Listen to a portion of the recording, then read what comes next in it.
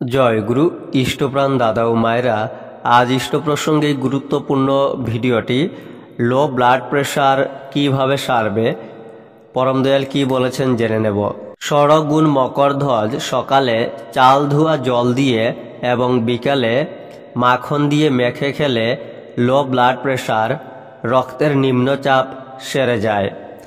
একটি দাদা বললেন, আমার low blood pressure, doctor animal protein, জৈব প্রোটিন খেতে বলে।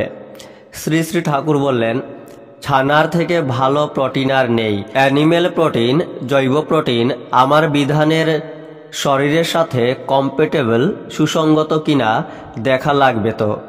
ডাক্তাররা জানে না, তাই কয়। উক্ত দাদা বললেন, ভেজিটেবল, তরিতরকারি আমরা যেমনভাবে খাই তাতে কাজ হয় না। শ্রী শ্রী ঠাকুর বললেন, ও যেমনভাবে খাওয়া যাক, ওর কাজ করবেই।